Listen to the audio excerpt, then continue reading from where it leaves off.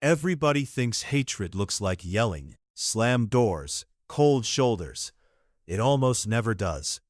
Real hatred, the kind that survives small talk and birthday texts, hides inside behavior that looks completely normal on the surface. It doesn't announce itself. It leaks.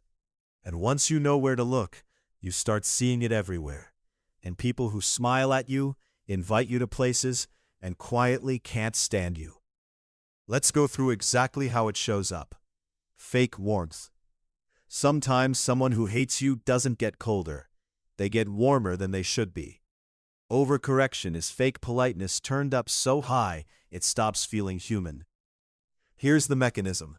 Society punishes open hostility, so the brain compensates by performing warmth it doesn't feel. You get the loud "so good to see you," the exaggerated compliment, the hug that lasts a beat too long. Meanwhile, the body leaks the truth. Stiff shoulders, a smile that doesn't reach the eyes, hands that stay busy instead of relaxed. The vanishing. This one is simple. Someone who used to text first, plan hangouts, check in, just stops. Not dramatically, gradually. They let you carry the entire friendship alone. The mechanism here is avoidance, dressed up as busyness. Initiating contact takes emotional energy, and people only spend energy on things they still want. When someone quietly hates you, their brain redirects that energy elsewhere and lets the relationship starve on autopilot instead of ending it outright, because ending it would require an honest conversation they don't want to have. Here's where it gets interesting. Silence isn't neutral. People assume they're just busy is a safe default. It rarely is. Busy people still make time for things they value. You end up doing the math on a relationship that was already over. Effort was never the currency here. Desire was, and it quietly ran out. The mirror break. Humans unconsciously copy people they like. Same posture, same pace of speech, same gestures. It's called mirroring, and it happens completely below awareness. The mirror break is when that copying suddenly stops. Mechanically, mirroring is a bonding signal your nervous system sends automatically to people it feels safe with. When someone starts disliking you, that signal shuts off. Their body stops syncing with yours. They lean back when you lean in. They cross their arms while you stay open. It's not conscious. It's the nervous system quietly withdrawing consent to connect. Here's the part most people don't sit with. You can't fake mirroring convincingly for long, which is exactly why its absence is so reliable. Words can lie. Posture usually doesn't. Watch bodies, not mouths, and the truth surfaces faster than any conversation could reveal it. The compliment trap. A backhanded compliment is praise with a blade folded inside it. You're actually really smart for someone like you. It flatters and cuts in the same breath. The mechanism is plausible deniability.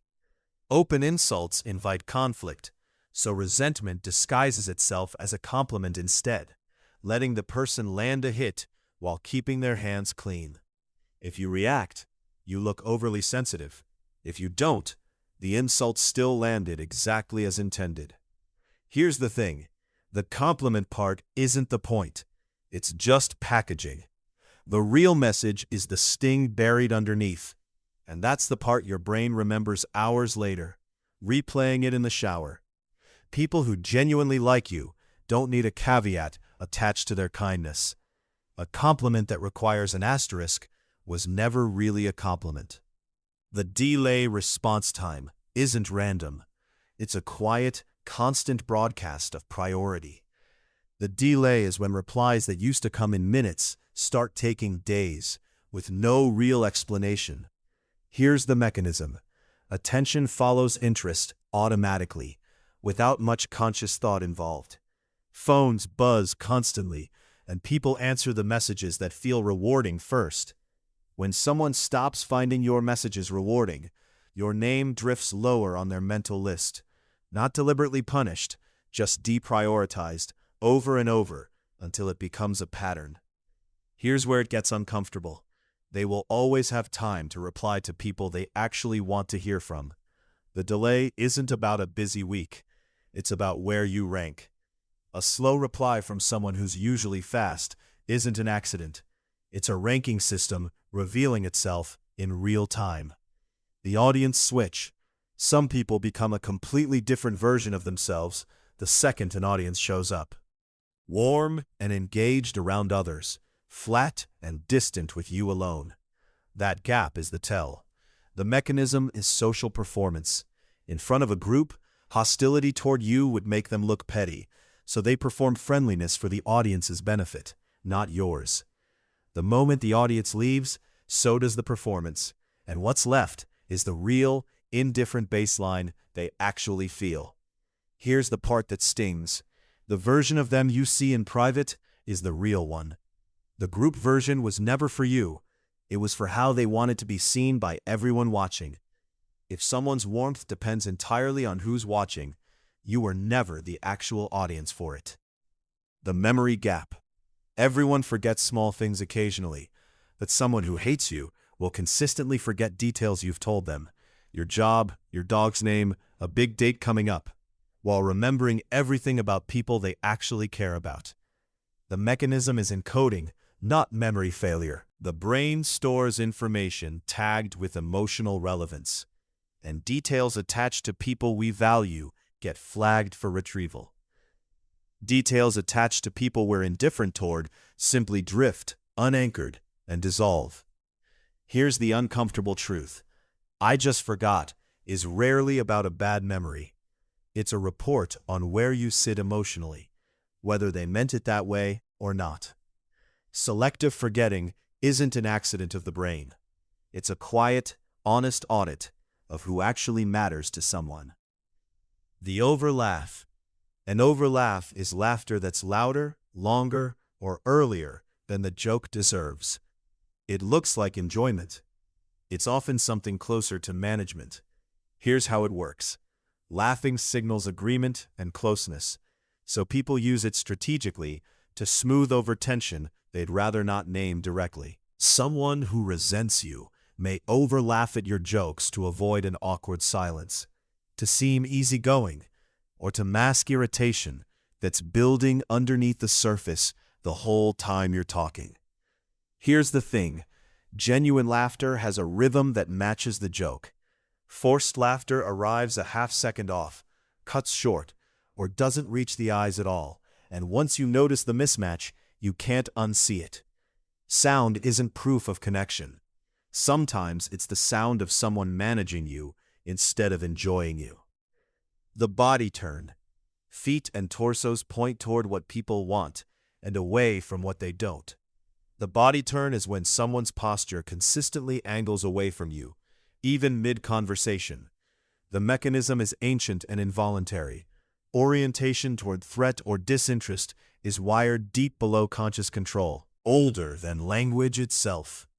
Someone can say all the right words while their feet point toward the exit, their shoulders angle towards someone else, their whole body quietly voting against the conversation you think is going fine. Here's where it gets interesting. People control their words easily, but rarely track where their feet are pointing. That's exactly why it's one of the hardest signals to fake convincingly. Words are a script someone can rehearse. Feet almost never lie, because nobody thinks to rehearse them. The interruption pattern. Occasional interruptions are normal. A pattern isn't. Someone who consistently talks over you, redirects the topic back to themselves, or cuts you off mid-sentence is signaling something specific about how much your input matters to them. The mechanism is respect made visible through timing. Interrupting says, in effect, what I'm about to say outweighs what you're currently saying, and the brain rarely lets someone interrupt people it values, because doing so risks the relationship. With people it doesn't value, that risk feels negligible. Here's the part most people don't sit with. It's rarely about rudeness in general. Notice who they interrupt and who they let finish completely, and a clear hierarchy appears almost instantly.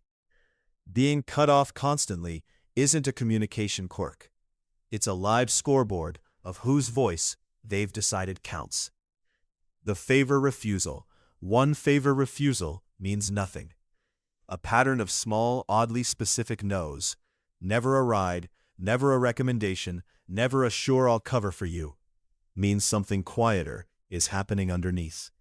The mechanism is resource protection. People spend time, energy, and goodwill freely on relationships they're invested in, and guard those same resources tightly around relationships they've quietly written off, often without consciously deciding to.